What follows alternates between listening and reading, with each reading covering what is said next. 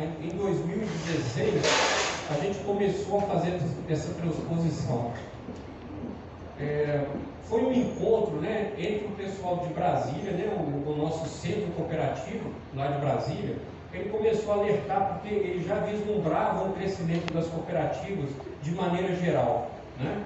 Há 10 anos atrás, né, a gente não falava em bilhões, a gente falava em milhões. Hoje o sistema é o primeiro em número de agências. Nós estamos entre as 6 maiores instituições financeiras brasileiras, né? Nós vimos aqui que a gente administra um ativo de 350 bilhões de reais, não é brincadeira, né?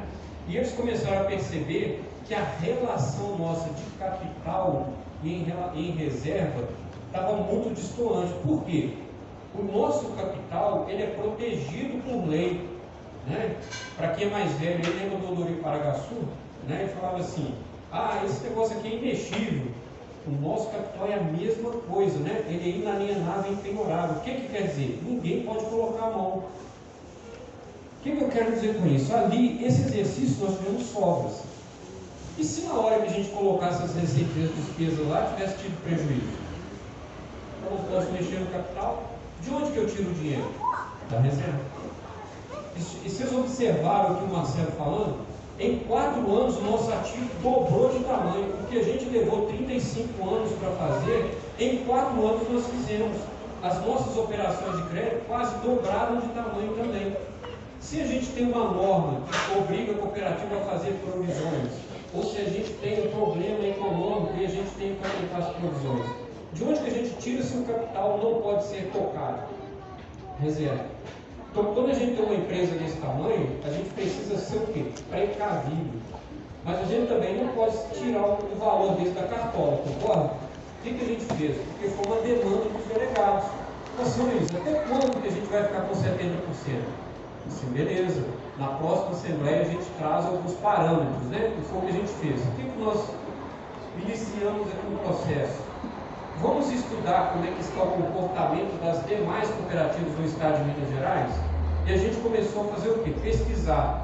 Nós ranqueamos ali aquela que tem o maior percentual de reserva em relação ao capital para o que tem o menor. De modo que aquela primeira cooperativa tem 93% de reserva em relação ao seu patrimônio, né? E ali desceu. Quando a gente pega o ranking, a nossa cooperativa é a 41ª no ranking, com 54% de reservas em relação ao nosso capital social. E o que a gente é de tamanho? No estado de Minas Gerais, nós somos a 14ª em tamanho de patrimônio líquido. Ou seja, aí a gente já começa a ver que a gente já tem uma certa distorção, né? O que nós fizemos aqui também? Fizemos um estudo. As 10 maiores cooperativas em percentual de reserva tem quanto em média? 78. Vamos aumentar mais o sarrafo? Vamos pegar as 20? 71.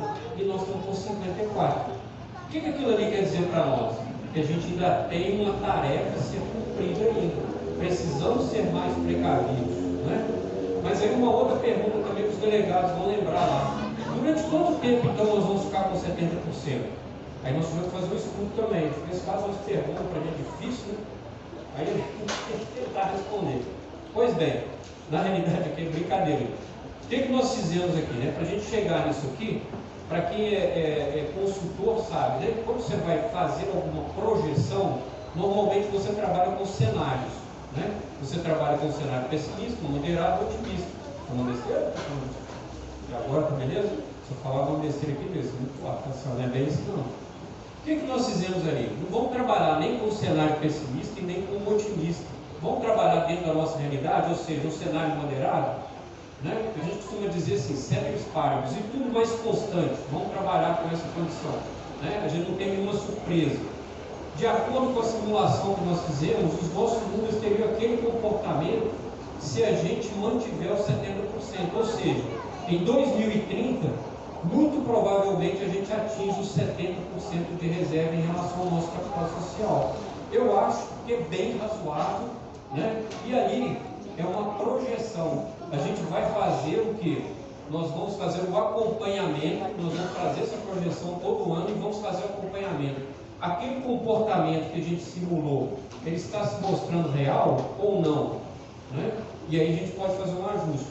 Se a gente conseguir antes, beleza, a gente senta, vamos conversar de novo, porque com toda certeza, quando a gente olha para esse... aqui só mais um exemplo, né? Nós vamos fazer uma simulação seguinte, vamos tirar só 5%, para quem gosta de matemática ou estatística, o que a gente começou a observar ali da curva, né? Na realidade, ela faz uma parábola em determinado momento, ela começa a descer e não chega nos 70%, porque o capital começa a crescer muito mais rápido do que o que a gente está injetando de reserva. E a tendência, depois de um determinado tempo, ele ir afastando aquilo ali. Então, dificilmente a gente vai chegar nos 70%. Ok? Então, aí o que a gente vai, né, argumentar para o pessoal que vamos manter aqui do jeito que está, né? Vamos acompanhar, e se a gente atingir antes, a gente senta, vamos ver, porque a pessoa tem razão, né? Nós vamos mostrar aqui no outro quadro, mas antes eu vou falar aqui sobre a questão do capital, para a gente entender aqui que ele é um ativo que a gente tem, né? Que ele agora começa a fazer sentido. O que é aquilo ali? No nosso estatuto, há mais de 10 anos também, foi votado que o associado, homem com mais de 65 anos, mulher com mais de 60, que já tenha mais de 15 anos como associado, e se ele tiver algum crédito pelo estar adimplente com a cooperativa, ele pode começar a iniciar o resgate do seu capital, até o valor máximo de 3 mil. O que isso quer dizer? Se eu tiver R$ 9.100 de cota capital, eu posso fazer 3 resgates. Todo mês eu vou lá, tiro 3 mil, 3 resgates de 3 mil. E deixo meus R$ 100 lá, porque eu tenho que continuar como sócio. Né? Hein? Questão estratégica. Né? A gente precisa entender isso também. Nós precisamos entender que a cooperativa, eu estou falando do patrimônio, por exemplo, eu não queria entrar nessas questões até porque às vezes confunde, né? A gente quer chegar num negócio que confunde.